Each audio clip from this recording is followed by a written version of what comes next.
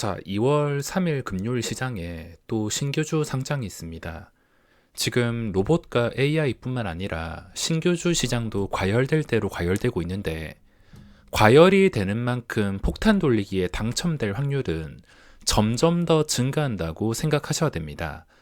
그러니까 원래도 투기성 도박 종목이었는데 이제는 진짜로 도박에 가까운 상태가 되었기 때문에 저는 첫 번째 분위기, 두 번째 분위기까지 지난, 그리고 지금 세 번째 분위기까지도 지나온 과열된 분위기에 아무리 지금 앞으로 상장하는 종목들이 뻥튀기가 되고 상한가를 간다 하더라도 초보자분들은, 초보자가 아니더라도 웬만한 분들은 쳐다보지 마라 라는 말을 해드리고 싶습니다.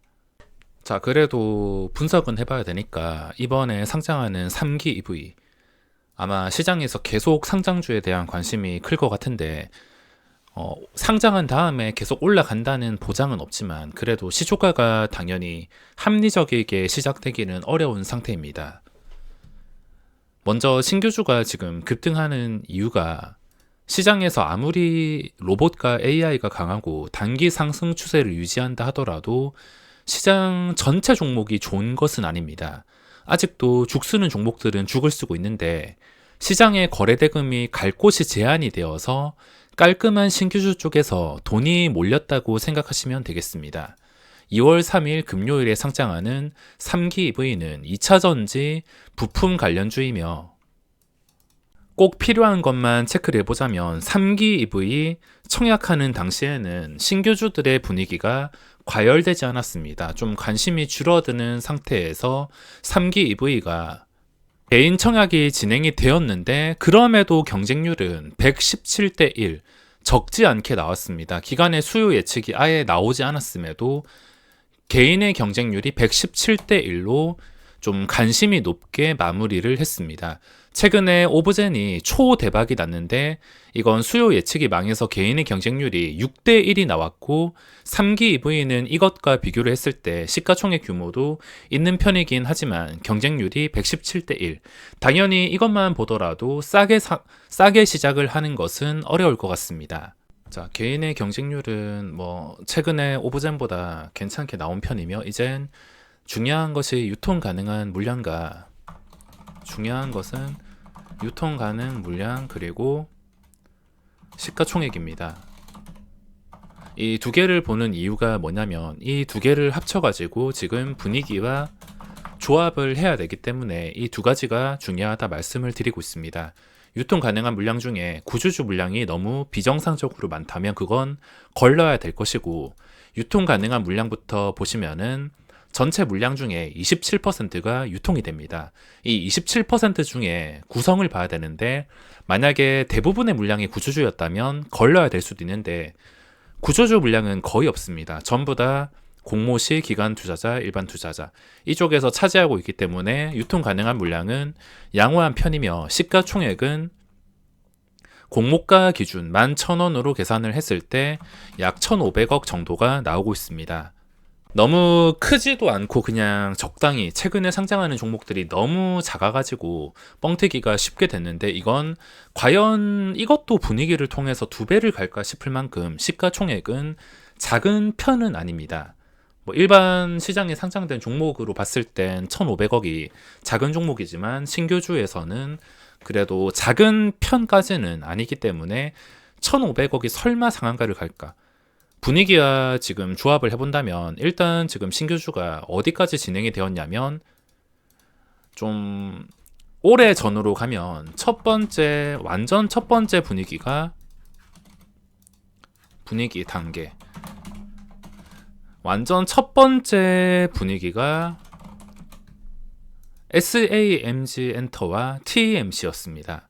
이 두 개가 상장하면서 계속 올라가다 보니까 일단 기초를 다지면서 첫 번째 분위기를 만들었습니다. 그리고 첫 번째 분위기가 만들어진 것은 미래 반도체입니다. 미래 반도체 따상, 약 10개월 만에 따상이 나왔으며, 따상 이후에도 장대양봉 한 번 더 뽑아냈습니다. 그리고 두 번째가 오브젠, 이건 아까 경쟁률이 6대1밖에 나오지 않았고 평소 같은 분위기였으면 그냥 공모가 근처에서 시작을 했어야 되는데 또 시가총액이 작은 덕이 있다 보니까 두 번째 분위기로 따상에 그 다음날 추가로 상승까지 나왔습니다. 그리고 세 번째, 이거는 신규주에 청약을 넣어서 하는 게 아니라 분할 재상장인데 코오롱 모빌리티 그룹 그리고 우선주까지 이 두 개 다 따상으로 시작을 해서 두 번째 날까지 점상으로 시작을 했습니다. 첫날에 뭐 따상은 그렇다 치더라도 첫날에 따상 분위기도 겨우 만들어졌는데 마지막에 좀 눈치 좀 보면서 물량이 추가가 되면서 더블로 시작을 했고 그 뒤에도 아주 강해가지고 거래가 조금 풀리면서 상한가로 진입을 했는데 이것도 모자라서 추가로 점상이 나왔습니다.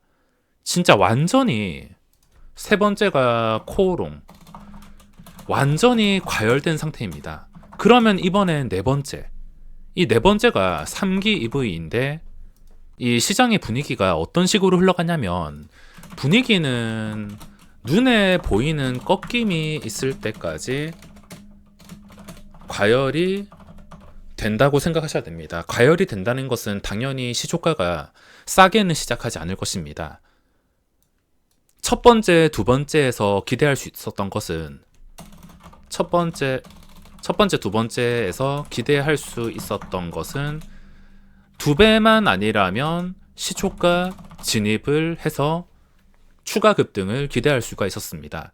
근데 이제 세 번째, 네 번째가 지나고 나서 세 번째, 네 번째에서도 기대할 수 있는 것은 주기만 하면 무조건 빠지기 였는데 이제는 이것도 지나가지고 네 번째까지 왔는데 만약에 3기 EV도 뻥튀기가 된다면 시작하고 바로 폭락하는 상황, 이 상황을 염두해야 둬야 됩니다. 첫 번째, 두 번째에서는 처음에 시작하자마자 10% 물린다 하더라도 분위기 때문이라도 이 10%가 손실을 줄여주면서 최소한 5%의 탈출할 기회를 만들어줬다면 이 네 번째 분위기인 시가총액도 커진 3기 EV가 만약에 잘못된다면 10% 이내에서 끝나는 게 아니라 이 과열이라는 신호가 시장에 전해졌을 땐 10%에서 반등이 아니라 20%까지도 쉽게 진행이 될 수가 있습니다. 5% 정도면 충분히 급등주에서 감당 가능한 게 얻어갈 수 있는 게 20-30%라서 감당 가능하지만 만약에 얻어갈 수 있는 것도 뭐 그렇게 크지 않은데 손실이 20%까지 열려있다. 이거는 불합리한 매매이기 때문에 할 수가 없습니다. 그러니까 3기 EV를 매매하려면 최소한 뻥튀기만큼은 되지 말아야 된다. 합리적인 시초가는 30% 이내입니다. 지금 분위기로 이 가격이 힘들 수도 있겠지만 30% 이내여야지 들어가서 10%까지 빠진다 하더라도 뻥튀기가 그렇게 심하지 않으니까 반등 한 번쯤 왔을 때 본전은 챙겨줄 수 있겠구나. 그래도 탈출할 기회가 한 번은 나오겠구나 라고 생각을 하고서 합리적인 시초가가 만들어지면은 들어갈 수 있겠지만 이것도 만약에 그 전에 분위기까지 다 이어가지고 진짜 2배, 말도 안 되게 2배 시작하거나 2배가 아니더라도 80% 이상에서 시작한다. 그러면 손댈 수가 없습니다. 이제는 진짜 네 번째 과열이기 때문에 내가 생각한 가격이 아니라면 조금이라도 먹자라고 생각하지도 말고 손실이 방어 잘 될 거라 생각하지 말고 그냥 무조건 포기해야 됩니다. 네 번째에서 다섯 번째, 여섯 번째 뭐 어디까지 가는 것은 당연히 맞출 수 없지만 적당이라는 것을 알고 있어야 됩니다. 자, 먼저 3기 EV가 어떤 식으로 진행될 건지 생각을 해보자면 8시 40분에는 2배 가격인 22,000원에 일단은 험매수든 말든 일단은 잔량이 쌓여 있을 것입니다.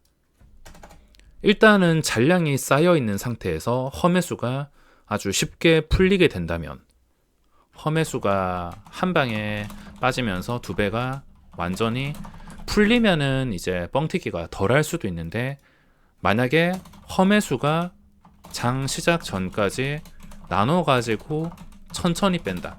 아마 이럴 가능성이 높습니다. 최근에 코롱 모빌리티 그룹이나 오브젠도 마찬가지로 잔량이 좀 불안정하긴 했는데 워낙 수요가 많다 보니까 신규 매수가 들어올 때 허매수 빠지고 신규 매수가 들어올 때 허매수 빠지다가 마지막에 상한가가 장 시작 1분 남기고 안 풀리는 것을 보니까 거기서 수량 배분을 받겠다고 들어오는 매수세 때문에 잔량이 쌓여서 시작을 했지. 중요한 것은 두 배로 시작 안 하려면 수량 배분의 기회, 분위기를 만들면 안 된다라 생각을 해야 됩니다.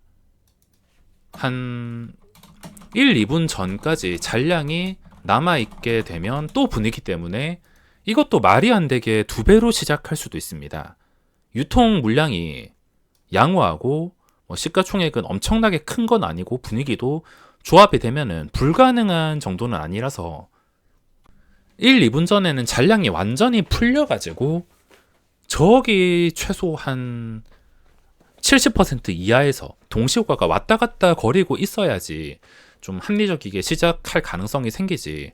또 1, 2분 전까지 잔량 계속 남겨놓고 천천히 뺀다면 마지막에 또 매수가 들어오면서 최근에 상장한 3개 종목과 똑같이 진행이 될 수 있지만 시가총액이 크기 때문에 잘못하면 폭탄 돌리기에 당첨이 될 수가 있습니다. 그러니까 뻥튀기 되면은 이번만큼은 하지 말아야 된다. 예전 같으면은 뻥튀기 된다 하더라도 잠깐 먹고 나가거나 잠깐 반등하는 것을 통해서 손실을 감수할 생각을 하는데 이번엔 뻥튀기가 된다면 하지 않는 게 좋을 것 같습니다. 개인적으로 이번엔 정말 어떻게 될지 궁금한 신규주인데 그냥 금요일에 구경거리 하나 생겼다 생각하고 편하게 지켜보겠습니다.